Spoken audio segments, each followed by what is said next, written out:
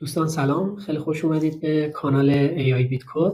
این چهارمین جلسه از دوره آموزش 0 تا 100 پایتون برای هوش مصنوعی هستش و توی این جلسه قصد داریم که راجع به گزارهای شرطی یا همون conditional statements ها در واقع صحبت کنیم و بیایم انواع اونها رو بررسی کنیم و حالا ببینیم که کدنویسی اونها به چه صورت هستش.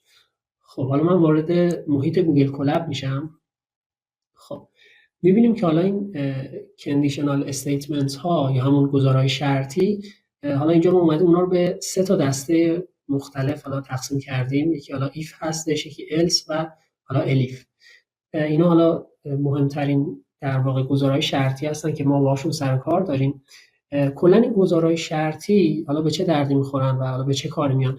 ببینید در واقع اینا به ما اجازه میدن که بتونیم توی کد نویسیمون تصمیم گیری های مختلفی رو حالا انجام بدیم. مثلا اگه یه شرطی برقرار بود حالا یه کاری انجام بشه و اگه حالا اون شرط برقرار نبود مثلا یه کار دیگه ای انجام بشه. این چنین تصمیماتی حالا اینو ما توی زندگی روزمره خیلی استفاده میکنیم دیگه. مثلا میگم فرضاً میخوایم بریم بیرون از خونه، میگیم اگه حالا هوا بارونیه فرضاً چتر با خودم ببرم، اگه بارونی نیست مثلا حالا چتر رو با خودمون نمیبریم. پس این مدل تصمیم گیری هایی رو میخوایم در واقع بیایم توی کد نویسیمون هم اعمال کنیم. خب من حالا شروع میکنم، حالا با همین در واقع if شروع کنیم ببینیم که حالا به چه صورت هستش. خب ببینید شما وقتی میخواید بیاید در واقع این گزارهای شرطی رو بنویسید، خب اول حالا مثلا if رو مینویسید، بعدش اون شرطی که در واقع لازم هستش که اجرا بشه اون رو مینویسید. یعنی بعد if شما شرطتون رو مینویسید و بعد اون یه 2 نقطه قرار میدید و حالا بعدش اینتر میزنید میایید خط پایین و حالا توی خط پایینی چی مینویسید؟ اون در واقع کدهایی که در صورت حالا صحیح بودن این شرط میخواید اونا اجرا بشن. حالا اینا رو من با مثال بعد توضیح میدم. پس پایینش چی مینویسید؟ کدهایی که حالا در صورت صحیح بودن شرط حالا اجرا خواهند شد. مثلا پس من اول یه دونه if می نویسم، بعد اینجا حالا شرط همو می نویسم، بعد یه 2 نقطه میذارم و بعد حالا اینتر میزنم، خودش میاد پایین و حالا بعدش کدهایی که حالا در صورت صحیح بودن این شرط یا حالا درست بودن این شرط اونا باید اجرا بشن رو اینجا می نویسم. ببین اینجا خودش یک 4 تا در واقع فاصله هم اینجا قرار میده یا حالا یه ایندنتیشنی هم در واقع اینجا وجود داره. اینو توی بعضی از حالا آیدی ها یا محیط های کد نویسی می‌بینید 2 تا هستش. حالا من پیشنهادم اینو 4 تا بذارید این فاصله رو که خیلی بهتر شرطاتون مشخص باشه. توی گوگل کلاب حالا میتونید توی قسمت حالا از تولز بیاید توی ستینگ و توی قسمت ادیتور این حالا ایندنتیشن رو روی 4 قرار بدید که این فاصله در واقع 4 تا باشه وقتی که حالا یه شرطی رو می‌نویسید. خب حالا خیلی نکته مهمی هم نیست ولی خب گفتم اینو بدونید، حالا شاید بد نباشه. بیایم حالا شروع کنیم یه دونه شرط بنویسیم. فرض کنید مثلا من میخوام بیام اینجوری در واقع کدی بنویسم که یه عددی که حالا بهش داده میشه به ما بگه که این عدده مثلا مثبت هست یا نه، یعنی در واقع مثبت بودن رو تشخیص بده.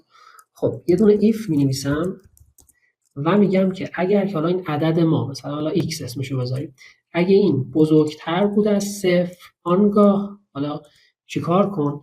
بیا مثلا حالا شرطمو نوشتم اگه x حالا بزرگتر از 0 بود حالا چه عملیاتی انجام بده، چیکار کنه؟ بیا پرینت کن اگه که اون شرط برقرار بود در واقع x بزرگتر از 0 بود، بیا واسه ما اینو پرینت کن که مثلا x is حالا پوزیتیو. خب حالا بریم اینو با یه در واقع عدد اینو امتحانش کنیم. فرضاً من x رو مثلا 10 میذارم. حالا اینو امتحان میکنم ببینم درست هست یا نه. حالا گفته x is پوزیتیو مثبت. حالا منفی 5 مثلا اگه اینو بذاریم خب هیچ چیزی نباید بنویسه دیگه، چون که ما دیگه بعدش هیچی ننوشتیم. ما گفتیم اگه که x مون بزرگتر از 0 بود یعنی مثبت بود بیا این کد پایینی رو اجرا کن، اگه نه که دیگه هیچی، حالا چیز خاصی ما واسش ننوشت. پس به این صورت میتونید یه شرط بذارید و بگید اگر که این شرط حالا صحیح بود، درست بود، ترو بود، بیا حالا مثلا یه دستوراتی رو فرضاً اجرا کن. اینجا مثلا گفتم بیا اینو پرینت بگیر. خب پس تا اینجا کار با مفهوم خود شرط آشنا شدیم. بیایم سراغ یک در واقع نمونه دیگه، فرض کنید من میخوام یه کدی بنویسم که حالا بیاد تصمیم بگیره که حالا یه دانش آموز فرضاً قبول شده یا حالا مثلا یه درسی رو افتاده. اگه نمره دانش آموز در واقع بالای 10 بود بگه که حالا مثلا پاس شده، اگر که حالا در واقع اینجوری نبود، بالای 10 نبود، بگه که حالا پاس نشد. خب اینجا ببینید میتونیم اینجوری بنویسیم، بگیم اگر که حالا مثلا نمره رو بیایم با گرید مشخص کنیم، بگیم اگر این نمرش بیشتر بود از 10 یا حالا بزرگتر مساوی مثلا 10 بود، اون موقع بیا واسه ما پرینت کن که حالا این دانش آموز پاس شده. و اگر که حالا اینجا خیلی ساده با دو تا ایف میخوام نشون بدم، اگر که حالا این نمرش یا گریدش کوچیک‌تر بود از 10، بیا حالا به اون در واقع پرینت کن که و به اون بگو که این فیل شده. خب بیایم امتحانش کنیم. مثلا میگم من x رو مثلا 18 قرار میدم، ببخشید گرید رو در واقع 18 قرار میدم. خب میبینیم که حالا نمره رو وقتی 18 قرار دادیم به اون میگه که این حالا قبول شد.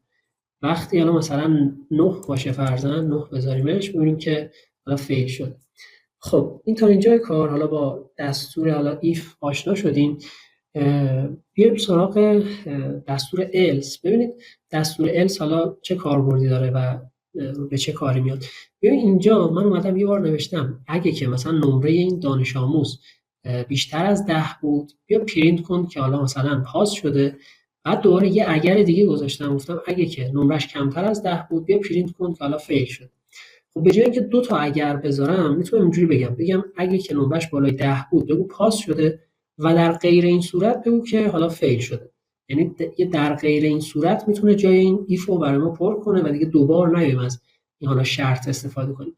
پس من میتونم اینجوری بنویسم، بگم اگر که حالا گرید بزرگتر مساوی 10 بود، اون موقع حالا بیا واسه ما پرینت کن که پاس. و در غیر این صورت، در غیر این صورت ما زیر else می‌نویسیم. else رو می‌نویسید، یه شرطی چیزی هم که ندارید دیگه، میگید در غیر این صورت یه دو نقطه می‌ذارید میایید پایین. در غیر این صورت چیکار کن؟ یا پرینت کن که حالا این دانش آموز در واقع فیل شد. خب این رو هم اگر امتحان کنیم، خب من مثلا گرید رو فرضاً 14 بذارم، ببینیم که حالا در واقع قبول شده. و اگر که مثلا 7 بذارم اینو، ببینیم که به ما میگه این فیل شده. پس ببین به جای اینکه بیام دو تا ایف بنویسم، اومدم از این دستور else استفاده کردم و کدم حالا خلاصه تر کردم و حالا بهینه تر هم هست. خب اینم از حالا دستور else که حالا به معنای در غیر این صورت هستش. بیایم یه مقدار این مباحث رو ترکیب کنیم با در واقع بحث‌های جلسه قبل که حالا جلسه قبل ما راجع به عملگرها صحبت کردیم. بیایم اینا رو مثلا ترکیب کنیم، فرضاً شرط ها رو با حالا عملگرهای لاجیکال. فرض کنید من حالا میخوام برای یه گیت حالا مثلا ورود و خروج یه برنامه بنویسم که فرضاً سن اون مخاطب رو، حالا سن اون کاربر رو فرضاً دریافت کنه و حالا اینکه آیا اون بلیت داره یا نداره، این دوتا رو بگیره. و اگه که سنش بالای 18 سال بود و بلیت هم داشت، یعنی هم سنش بالای، شرطمون اینه سنش بالای 18 سال باشه و شرط دوم اینه که بلیت هم داشته باشه. اگر این شرایط بود مثلا بهش اجازه ورود بده، پرینت کنه که مثلا شما میتونید وارد بشید، و در غیر این صورت بگه که مثلا شما اجازه ورود ندارید. خب حالا من بیام یه دو تا متغیر مثلا سن و حالا بلیت رو مثلا تعریف کنم. خب سن رو فرضاً میگم مثلا اول میذارم 20 سال و اینکه بلیت داره یا نه رو هم مثلا با یه متغیری به اسم هز تیکت مثلا نشون میدم. خب اگه بلیت داشته باشه مثلا این ترو باشه، اگر که بلیت نداره مثلا فالس باشه. خب حالا بگیم اگر که سن بزرگتر مساوی 18 بود، این شرط اول. و چی؟ یه وی هم اینجا از اون لاجیکالا استفاده میکنه، از اون در واقع عملگرای شرطی، و میام میگم که و بلیت هم در واقع داشته باشه، یعنی has ticket. خب اگر که این دوتا با هم دیگه صحیح باشن، یعنی هم سن بالای 18 سال باشه، بزرگتر مساوی 18، خب این جوابش یا تروه یا فالس. حالا مثلا اگه 20 باشه این جوابش میشه ترو. بعد هز تیکت رو هم حالا مثلا واسه این مورد ترو گذاشتیم، پس میشه ترو اند ترو. دو تا ترو هم که حالا اند بشن دوباره جواب ترو رو به ما میده دیگه. پس این شرط برقراره و صحیحه. پس میاد سراغ حالا اون دستورات زیرش. اگه اینجوری بود یعنی این دو تا برقرار بودن، بیا پرینت کن که حالا مثلا you can مثلا enter the event فرضاً. شما میتونید مثلا وارد این ایونت بشید. و حالا در غیر این صورت، حالا هر کدوم از این شرط ها رو نداشت else میذارم، یعنی در غیر این صورت بیا حالا مثلا پرینت کن که حالا فرضاً access denied مثلا. خب حالا بیایم اینو بررسی کنیم، مثلا واسه سن فرضاً 20 و حالا بلیت هم داره. خب این بعد در واقع بهش بگی که میتونی وارد چی، که حالا میگه you can enter the event. و حالا اگه که حالا سنش مثلا 15 سال باشه چی؟ ببین access denied شد. یا حالا مثلا سنش فرضاً 30 ساله اما بلیت نداره، مثلا بلیتشو در واقع فالس بذاریم، متغیرش. خب بازم میبینیم که در واقع ورودش در واقع رد شد.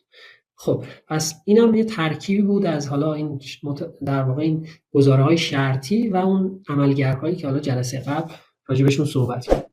خب بیایم حالا راجب اون مثالی که اعداد در واقع مثبت رو به ما نشون میداد، یعنی حالا این مثال که مثلا ما فرضاً عدد 10 رو بهش میدادیم و مینوشت که حالا این عدد مثبت. بیایم اینو یکم پیشرفته ترش کنیم.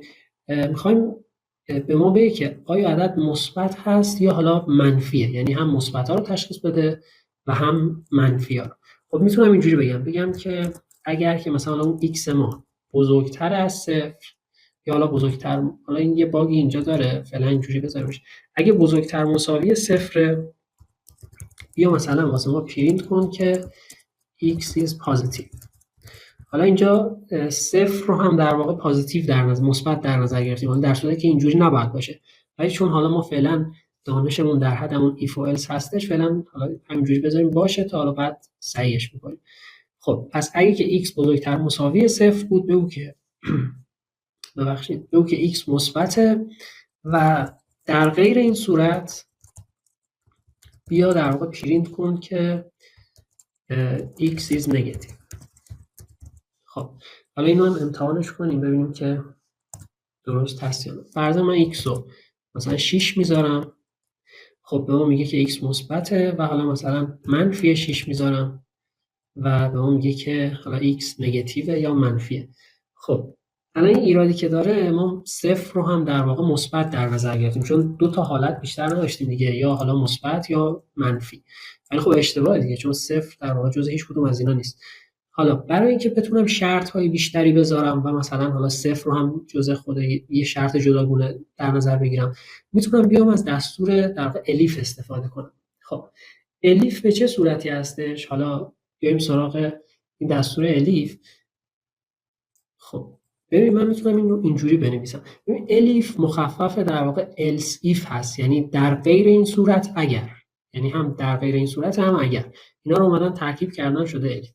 ببین من میخوام بنویسم، در واقع میخوام کد رو بنویسم که اگه x ها مثلا بزرگتر از صفر بود بگه مثبت، اگه x ها کوچیکتر از صفر بود بگه منفی و در غیر این صورت بگه که صفر. پس بنویسم if x بزرگتر از صفر، اون موقع بیا پرینت کن که x ما پوزیتیوه یعنی مثبته و بعد الیف میذارم. الیف یعنی چی؟ یعنی در غیر این صورت اگر، یعنی اگه این شرط برقرار نباشه میاد سراغ این، یعنی اون این درست نباشه میاد سراغ الیف. اگه این اولی درست باشه دیگه سراغ الیف اصلا نمیاد. حالا اینو جلوتر یکم بیشتر راجعش توضیح میدم. در غیر این صورت اگر که x مون کوچیکتر بود از صفر، حالا x ما کوچیکتر باشه از صفر، اون موقع بیا حالا پرینت کن که x is negative و در غیر این صورت، یعنی اگه این بزرگتر از صفر نباشه عدد، کوچیکتر از صفر هم نباشه، یعنی در خود صفر باشه دیگه، پس else میذارم. در غیر این صورت بیا پرینت کن که x is 0. خب x مون 0. حالا امتحانش کنیم. مثلا من x رو فرضاً 18 میذارم. خب میگه که x اون پازیتیوه. حالا مثلا منفی 8 میذارم، میگه که نگتیوه و مثلا 0 قرارش میدم، میگه که حالا x مون 0. پس این یه مقداری کامل‌تر شد. خب حالا با همین در واقع اطلاعاتی که تا همینجا داریم، با همین if و else و الیف، میخوایم بیایم و بحث حالا دلتا و معادله درجه دوم رو پیش بکشیم و یه کدی بنویسیم که بتونه حالا ریشه های معادله درجه دو رو واسه ما به دست بیاره. حالا من یه یادآوری به معادله درجه دو داشته باشم، حالا ممکنه دوستان یادشون رفته باشه. خب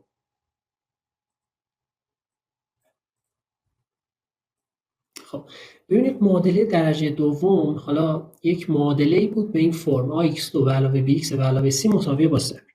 حالا ما با این در واقع بیشتر با این ضریب‌های a و b و c اینجا کار داریم. ما برای اینکه این معادله رو حل کنیم و ببینیم که در واقع چه x هایی اینجا قرار بدیم، در واقع این جواب این برابر با 0 میشه، چیکار می‌کردیم؟ می‌اومدیم یه دلتا اول به دست می‌آوردیم که حالا فرمولش این بود: b به توان 2 منهای 4 ضرب در a ضرب در c. پس این فرمول دلتا ما بود و بعد اینکه ما دلتا رو به دست آوردیم، حالا سه تا حالت مختلف داشتیم دیگه. یا دلتامون در واقع بزرگتر از صفر بود، در واقع مثبت بود و میگفتیم دو تا ریشه داریم که با این فرمول در واقع جوابش به دست میومد. ریشه های ما هم شد منفی بی، حالا یکیش شد مثبت رادیکال دلتا تقسیم بر 2، یکیش هم شد منفی رادیکال دلتا تقسیم بر 2. اگر که دلتا ما مساوی صفر بود، اون موقع یه دونه ریشه داشتیم، یعنی یه ریشه مضاعف یا تکراری داشتیم و اونم دوباره با همین فرمول به دست میاد. خب وقتی شما اینجا دلتا رو صفر قرار بدید، فقط در واقع میشه منفی بی به روی 2، این کلا صفر میشه و فقط منفی بی به روی 2 باقی میمونه. و اگر هم دلتا منفی باشه که کلا میگیم ریشه ریل یا حالا حقیقی نداره. حالا میخوایم اینو پیاده سازی کنیم. خب فرض کنیم که مثلا حالا A B و C رو حالا به ما دادن. حالا فعلا کاری با این نداشته باشیم. خب بیایم بنویسیم چی؟ بیایم اول دلتا رو محاسبه کنیم. پس می‌نویسم دلتا مساویه با b به توان 2 طبق همین فرمول. b به توان 2، واسه توان 2 تا استار میذاشتیم، منهای 4 ضرب در a ضرب در c. پس این میشه دلتا. حالا وقتی که دلتا رو در واقع حساب کردم، میام سراغ محاسبه ریشه ها. این ریشه ها در واقع سه تا حالت مختلف میشه واسش در نظر گرفت. حالا توی با دو تا حالت هم میشه. شما اگر که حالا به عنوان یه تمرین بعد بیاید اینو با دو تا حالت در واقع دو تا حالت در نظر بگیرید. من حالا با سه تا حالت حل میکنم، ولی به عنوان تمرین شما با دو تا حالت هم میتونید ساده تر خودش رو بزنید. خب می‌نویسم اگر که حالا دلتا من بزرگتر باشه از صفر، خب دو تا ریشه داریم دیگه، حالا روت 1 و روت 2. حالا من R1 و R2 اسمشون میذارم. اون موقع ریشه ما چی میشه؟ میشه منفی b مثبت، حالا مثبت واسه مثلا ریشه اول و منفی برای ریشه دوم، به علاوه رادیکال دلتا. رادیکال دلتا رو چجوری بنویسم؟ ببینید میتونم بنویسم دلتا به توان 1/2 یا دلتا به توان نیم. خب بعد کل این حالا میخواد تقسیم بشه بر 2. پس میخوایم کل اینو بیایم تقسیم کنیم بر حالا 2 ضرب در آ. خب پس این تا اینجا کار در واقع ریشه اول رو بهمون میده. دو تا ریشه داریم دیگه چون دلتا بزرگتر از صفر. ریشه دوم حالا فرمولش تقریبا همینه، یه مثبت منفی جابجا میشه و حالا اسمش در واقع R2 میذارم، میشه منفی b منهای رادیکال دلتا تقسیم بر 2. خب وقتی که حالا ریشه ها رو به دست آورد، بیاد چیکار کنه؟ بیاد پرینت بگیره. مثلا حالا بذارید از اف استرینگ استفاده کنم اینجا بهتره. بگم R1 مثلا مساوی میشه با آکولاد، مثلا متغیر R1 رو بنویسم و حالا R2 ریشه حالا دوم ما مساوی میشه با بازم آکولاد بذارم که متغیر دوم یعنی R2 رو اینجا بنویسم. خب پس این به این صورت اینو پرینت میکنه. حالا بریم سراغ شرط بعدی. اگه که حالا دلتا مثلا صفر باشه، با الیف نشون بدیم. اگه که دلتا در واقع صفر بود، اون موقع چیکار کن؟ اون موقع حالا این ریشه ما یا آر ما میشه چی؟ میشه منفی بی دیگه. مثبت منفی رادیکال دلتا معنی نداره دیگه، چون صفر میشه، دلتامون صفره. میشه منفی بی تقسیم بر 2. پس میشه منفی بی تقسیم بر 2 ضرب در. حالا واسه اینکه بهتر اینو متوجه بشید من اینا رو داخل پرانتز میذارم که واضح تر باشه. خب اینم از در واقع وقتی که دلتا صفره. اینجا من یه دلتا ننوشتم. خب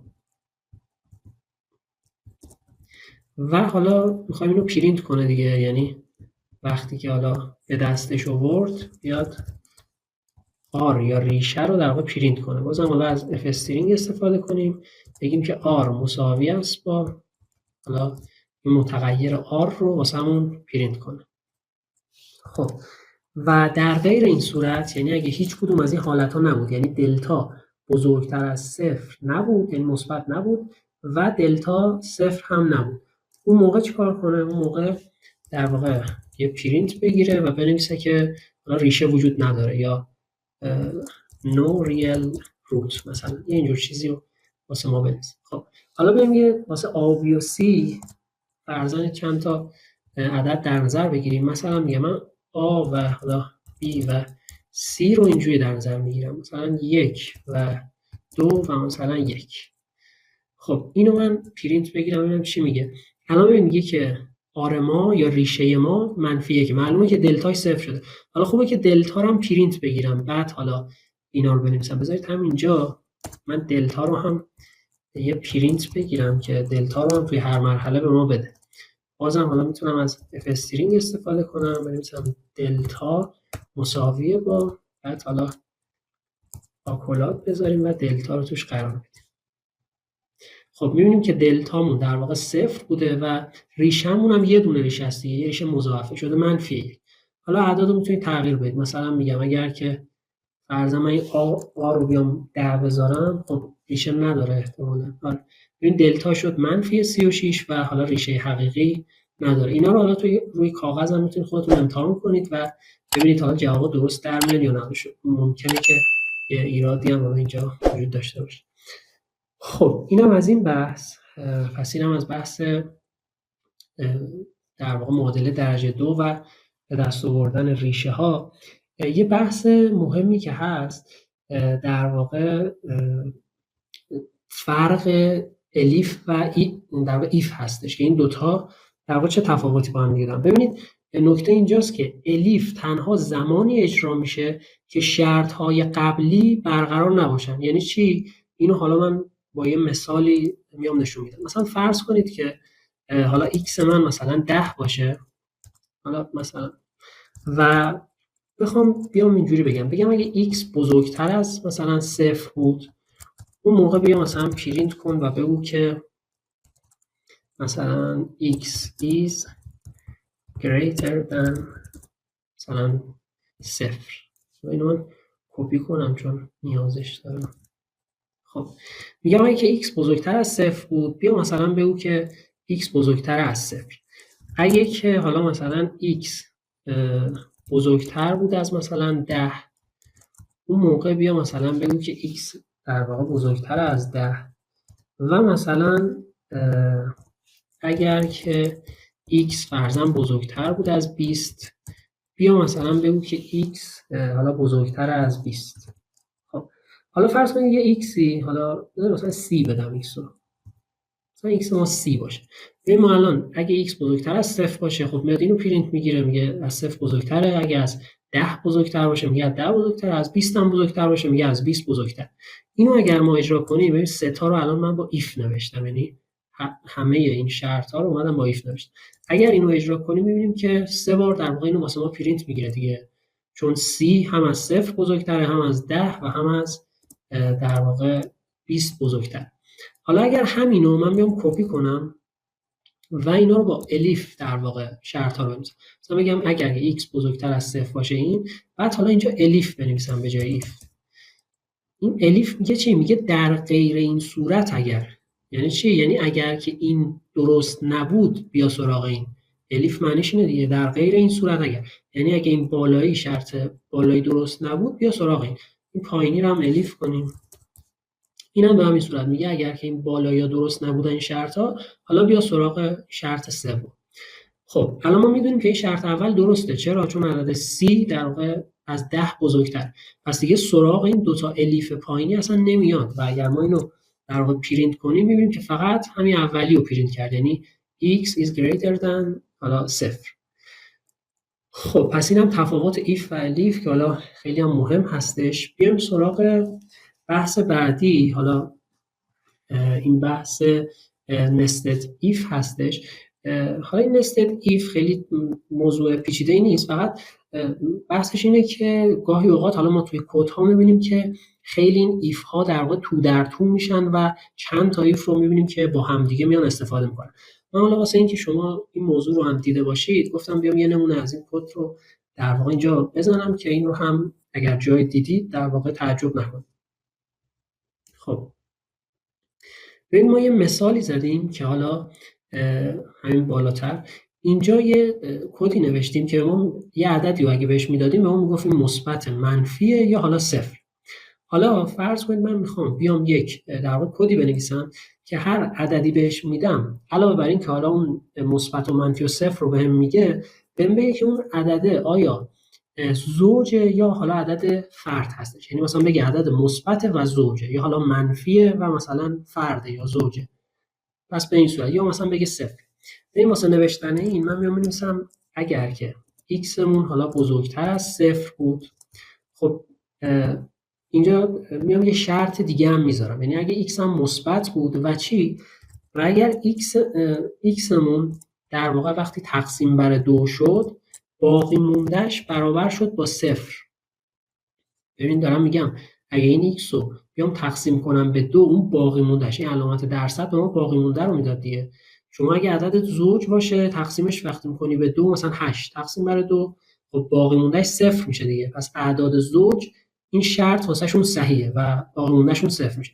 اگر که این شرط برقرار بود و باقی موندهش تقسیم بر 2 صفر شد، معلومه که اون عدد زوج هست. زوج هم هست، مثبت هم که هست. چرا؟ چون اینجا یه شرط گذاشتیم که اگر که x بزرگتر است.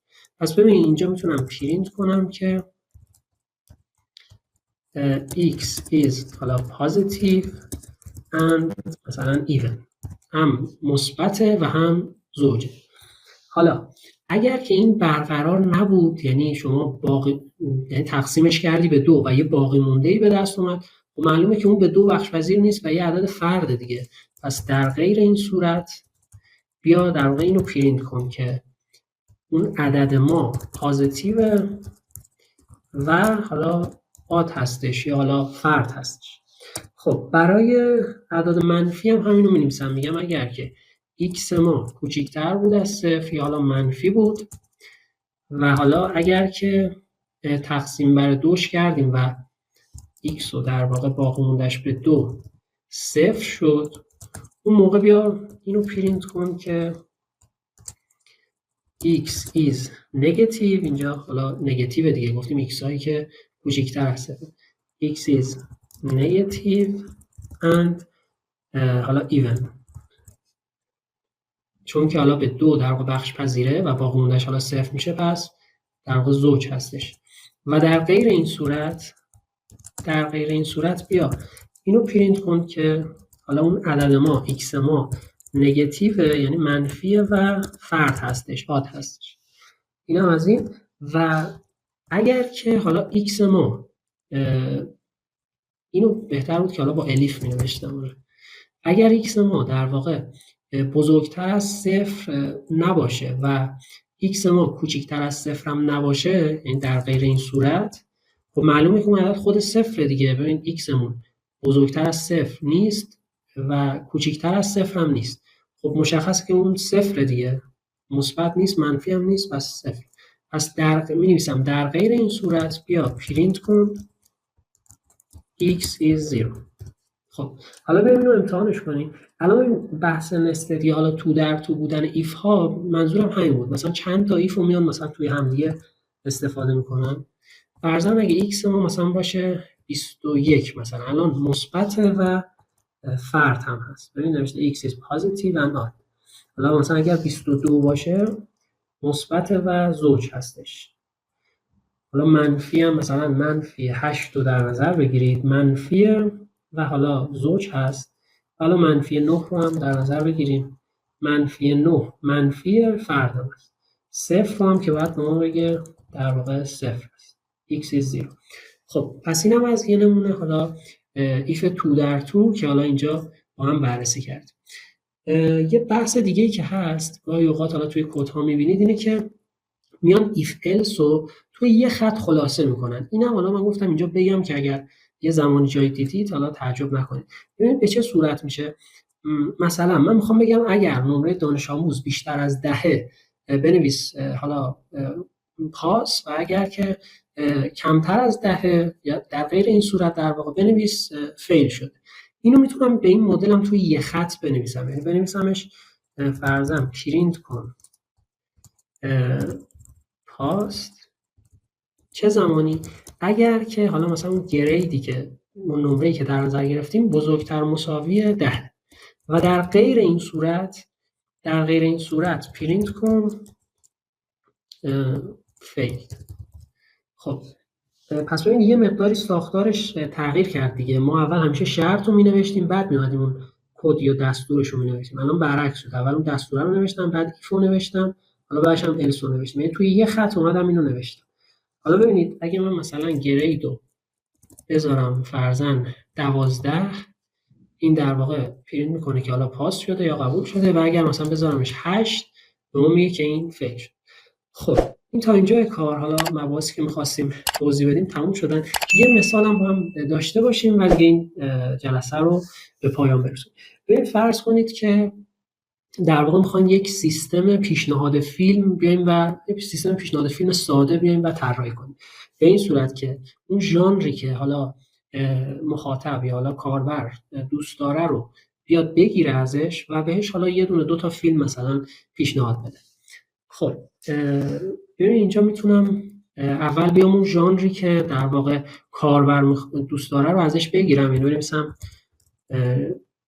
ژانر مساوی با، برای دریافتش از اینپوت استفاده میکنیم و حالا میتونم مثلا بنویسم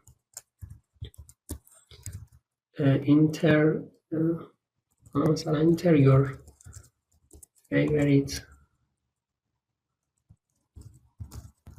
مثلا ژانر، و حالا اینجا هم محدودش کنیم دیگه، مثلا 3-4 تا ژانر بیشتر نباشه. فرضاً بگیم مثلا ژانرها میتونن اکشن باشن و مثلا کمدی باشن و مثلا درام باشن. خب من اینجا بهش گفتم که کدوم مثلا باید حتما بین مثلا این 3 تا مورد بیای انتخاب کنی. خب این از این ژانر رو از در واقع کاربر دریافت میکنیم. بعدش حالا میگیم چی؟ حالا میگیم اگر که مثلا اگر که این ژانر مثلا اکشن بود، دقیقاً کاربر نوشته بود اکشن، اون موقع بیا مثلا اینو پرینت بگیر. مثلا واسش بنویس که فرضاً we recommend you watch حالا مثلا اکشن، حالا مثلا یه فیلم اکشن فرضاً مثلا مد مکس. خب این مثلا به این صورت.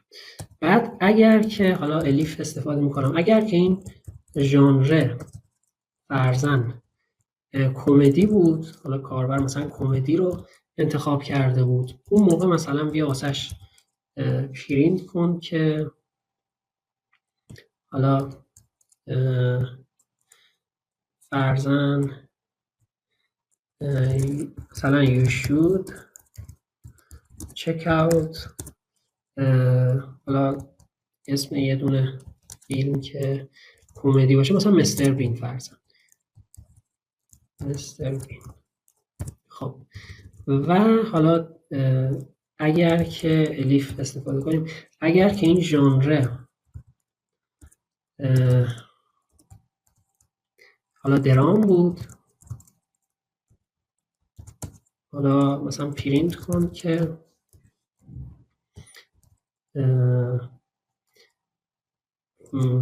مثلا try watching. حالا فیلمی که مثلا درام باشه، مثلا The Shawshank.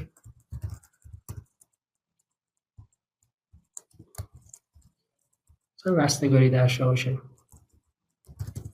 مثلا میگیم که این فیلم رو مثلا ما حالا اینو مثلا نگاه کن.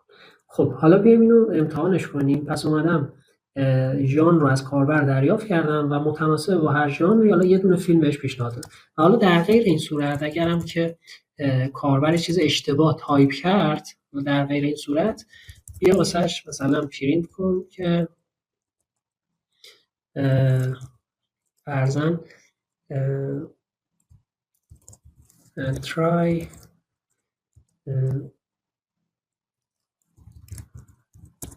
other مثلا genre like مثلا این ستا. مثلا میگه که این ژانرهای دیگه مثل اینو مثلا بیا امتحان کن.